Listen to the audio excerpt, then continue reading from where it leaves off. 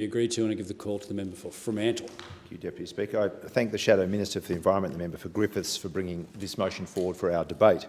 It's a critical topic at a critical time. The country is again in the grip of a heat wave, which of course freshens the still raw memory of last summer's awful devastation. It was our first national climate change disaster. It included the largest single fire ever recorded, 12 million hectares scorched, 3 billion animals dead, including, of course, many koalas, and a number of species and ecosystems pushed closer to the brink. Since that time, we've had the interim report of the EPBC reviewer Graham Samuel, who has said quite plainly that Australia's environment has been seriously degraded, that our environmental protection framework is not effective, and the present trajectory is of further decline. So we have to ask, when exactly is the government going to start acknowledging the environmental reality and its responsibility to do something about it? When is a 7-year-old free-term government going to take responsibility for presiding over the serious mismanagement and neglect of one of its core tasks, and that is national-level environmental protection and biodiversity conservation? How can it be that there isn't a threatened species recovery plan for an iconic species like the koala when it was due in 2015? The only possible excuse, if you can call it an excuse, is that the koala is not alone in being neglected. Under this government, 170 out of 171 threatened species recovery plans are overdue. If it's too much to ask that the government do its job when it comes to environmental protection, they could try to stop actively making it worse. Stop cutting resources to the Environment Department. Stop weakening our environmental protection framework. Stop ignoring the reality of climate change, and stop undermining the efforts of Australia's scientists and conservation sector. It can be made even simpler than that. The Minister for the Environment should see their chief responsibility as standing up and speaking up for the environment all day, every day, and that hasn't been the case. Instead, the various ministers for the environment in this government, because there have been 4 of them in the last 5 years, have consistently made it their priority to slash green tape. In other words, despite being ministers whose job it is to protect our environment and our biodiversity, they've focused their attention on weakening regulation and in always seeking to accommodate economic interests at the expense of our wildlife and our landscapes and our marine environment.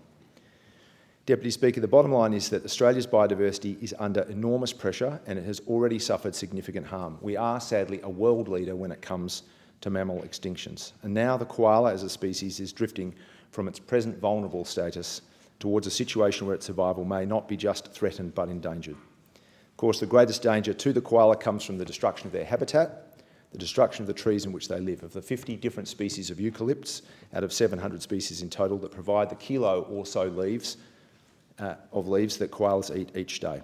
Yet despite the clarity we have in relation to the chief vectors of harm and risk, we also have a minister who is looking to make the environment come second best at every turn.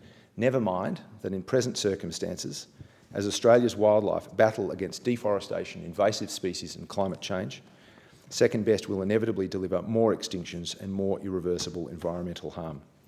It's for all these reasons that Labor, through the Shadow Minister for the Environment, has called for a full ecological audit in the aftermath of the bushfires. Not just a koala census, a full ecological audit.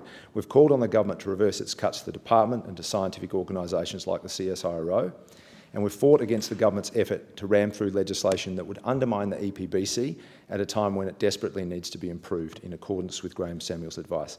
That requires significantly improved and in some cases uncompromising national standards, and it requires an independent and properly resourced, tough environmental watchdog and oversight agency.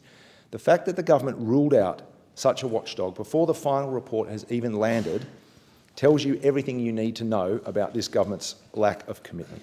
In conclusion, Deputy Speaker, I take this opportunity at the end of what has been a very difficult year and at the beginning of another challenging summer to acknowledge the incredible work and effort of people around Australia engaged in our great shared cause of looking after our remarkable and distinctive environment.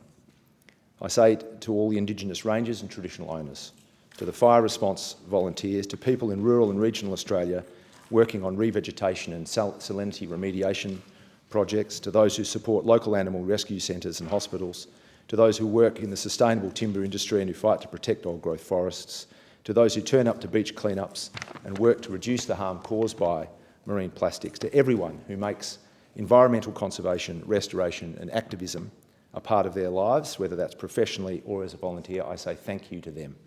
Thank you. You're all engaged in a vital effort. Keep going. I thank the member from